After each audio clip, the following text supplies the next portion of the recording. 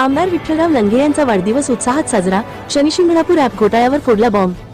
शिरजगाव येथे आमदार विठ्ठलराव लंगे यांचा वाढदिवस मोठ्या उत्साहात, जल्लोषात आणि हजारोंच्या जनसागरात साजरा झाला. मात्र हा वाढदिवस केवळ औपचारिक कार्यक्रम न राहता एका मोठ्या राजकीय वक्तव्याने चर्चेचा विषय ठरला. आमदार लंगे यांनी वाढदिवसाच्या मंचावरून थेट शनिशिंगणापूर देवस्थानच्या ॲप घोटाळ्यावर बोट ठेवत त्यामागील गॉडफादर कोण आहे याचा शोध घेण्याची मागणी करत राजकीय भूकंप घडवला.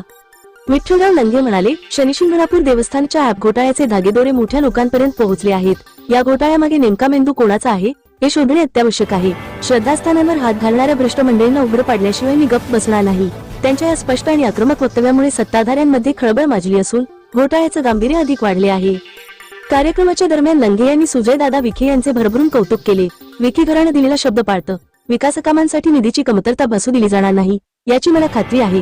त्यामुळे आता तालुक्यातील कोणत्याही संघटनेला पाणी, रस्ते, वीज यासाठी आंदोलनाची गरज उरणार नाही अशी ठाम ग्वाही त्यांनी दिली. या वक्तव्यामुळे त्यांनी नेवासा तालुक्यातील जनतेला एक प्रकारे विकासाची हमी दिली आहे. याच कार्यक्रमात लंगे यांना मंत्रिपदाचे आश्वासनही देण्यात आले. कार्यक्रमाचे अध्यक्ष राज्याचे मंत्री संदीपान भुमरे यांनी भाषणात स्पष्ट केले की जेव्हा मला रोजगार हमी योजनेचे खाते देण्यात आले तेव्हा मी त्या खात्याला न्याय दिला. फळोत्पादन खात्यात देखील मी वर्षाला 1700 कोटींपासून थेट 6500 कोटींपर्यंत निधी वाढवून शेतकऱ्यांपर्यंत पोहोचवला. हा पैसा कुठे गेला हे विचारण्याची गरज नाही, तो शेतकऱ्यांच्या शेतात आणि तोंडात गेला आहे.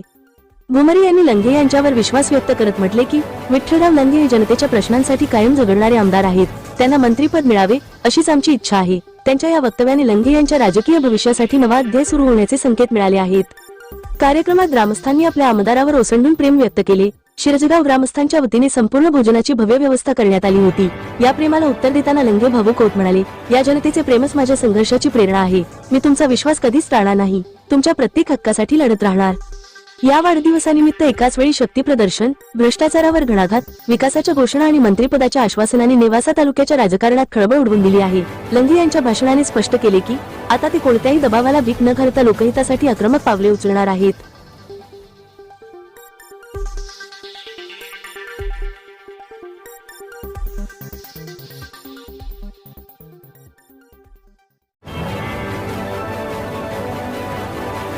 राज्यातील आणि देशातील बातम्या पाहण्यासाठी आजच आमच्या महाराष्ट्र न्यूज प्रिन्स या YouTube चॅनलला सबस्क्राईब करा आणि मिळवा नवनवीन अपडेट.